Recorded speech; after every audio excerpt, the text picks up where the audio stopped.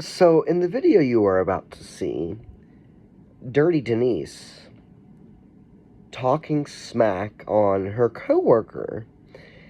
And in the video, you hear her say, the age of her coworker. And all Denise ever does is talk about people. That's all she does. Denise, you need to grow up. You are 51 years old, if I'm not mistaken. You need to, seriously, you act like you're the best coworker they've ever had. Like, grow up, Denise. You're just mad. You hate me because, and all the other reaction channels, because we exposed you. Denise, grow up. Alright, watch this video.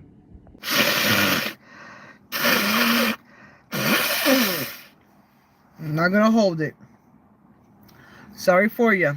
We don't like it. Too bad. Anyways, let me tell you the other day what happened. The Chronicles at the job, right? Let's keep in mind that I already wasn't feeling well, right? I had to blow my nose constantly, wash my hands constantly, help the guest. I had a headache. My eyes were running with water, because I'm sick, right? Mind you, let's take that into consideration. Also, if you know the story about this co-worker that's getting on everybody's nerves, that's getting on everybody's skin, the customers, the other workers. Okay, let's talk about that.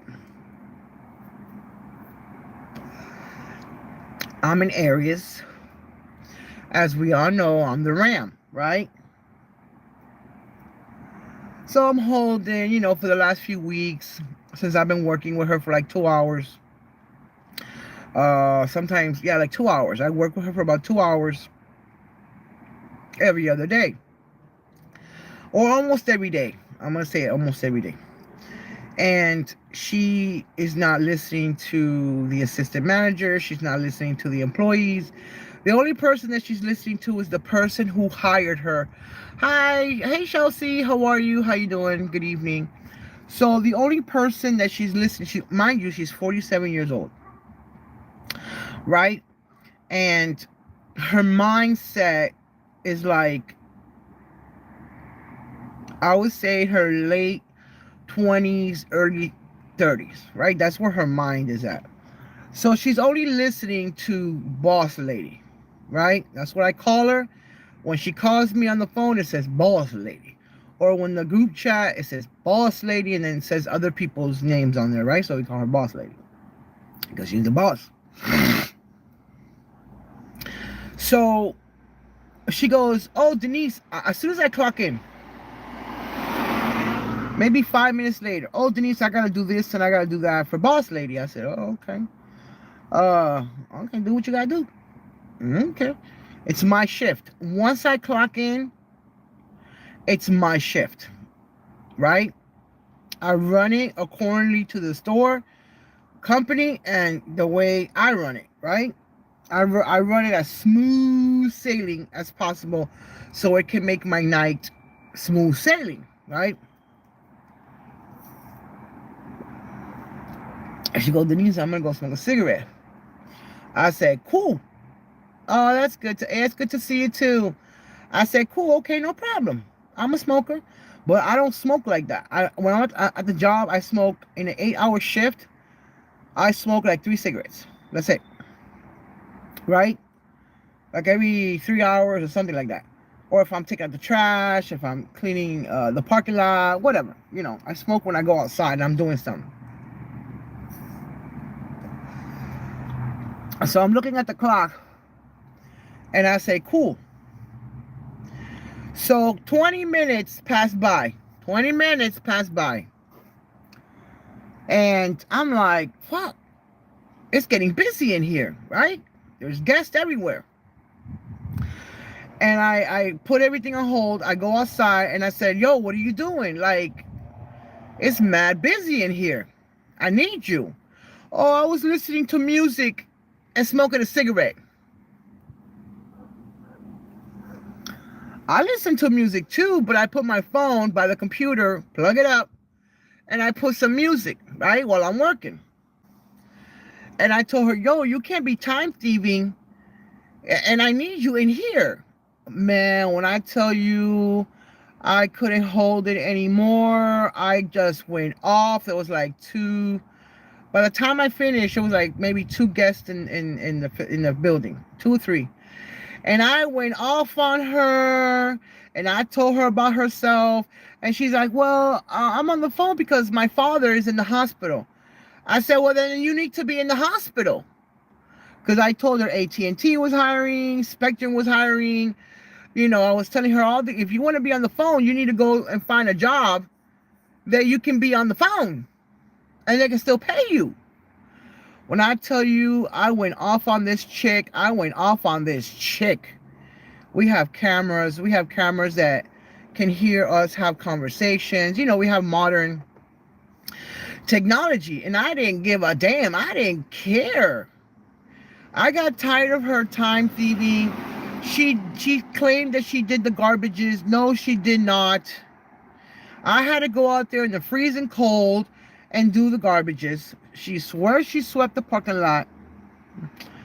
You know, I don't think she did, but I went out there and I went home tired. Hi, hey, Joey, how are you?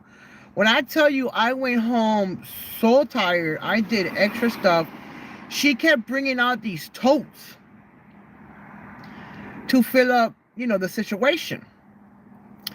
So I got pissed and I got all the totes and I put them back and I organized the back room because I have to clean it and mop it and whatever. And I was like, oh, I had to do this and I had to do that. And I said, no, you didn't. You didn't do anything but go smoke out there, time thief, and talk on the goddamn phone. I mean, I went I went off on her. I couldn't hold it. She was on the phone with the assistant manager because every time that she's short, she calls boss lady or she calls the assistant manager wondering why the fuck she's short. I wasn't short. I was over like $2 because people leave change. They're like, they leave it or they walk away. So I just leave it in the drawer, right? So she likes to talk to whoever's on the phone, which is boss lady or the assistant manager, as if you're a third person, as if you're not there. And then when she does it, she whispers. And then I've heard her a couple of times whispering to the customers and telling the customers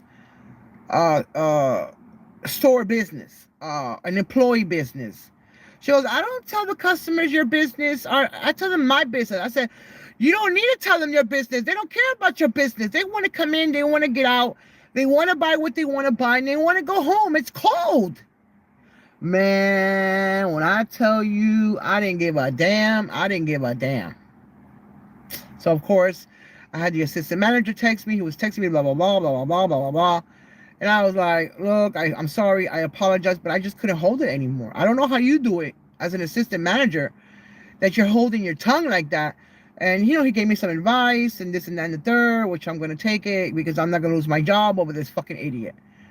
She's always short. She doesn't know what the fuck she's doing. She doesn't stock anything. She doesn't clean anything. And she's always on the phone with boss lady because boss lady goes to bed around 8 or 9 o'clock at night because she has to be at work at 4 to do pick. Before the store even opens up, she has to, hey, Life with Polly, how are still in church? Oh, you're in church? Oh, okay. You're like a nighttime church. Yeah, okay, I can see that. And I'm like, dude, when are they gonna fucking get rid of her?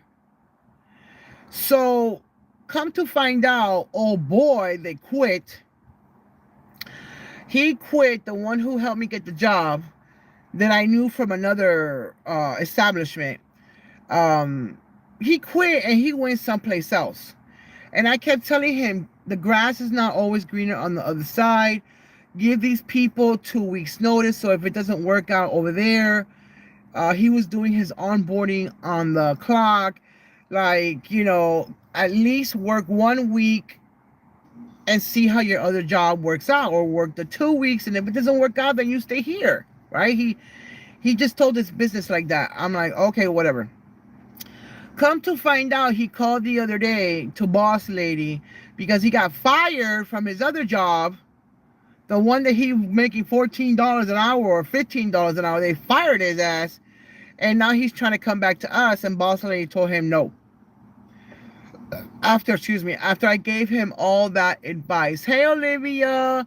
Hey, Weird Al. How are you? Hi, hi, hi. So, so after me giving him all this advice, now, now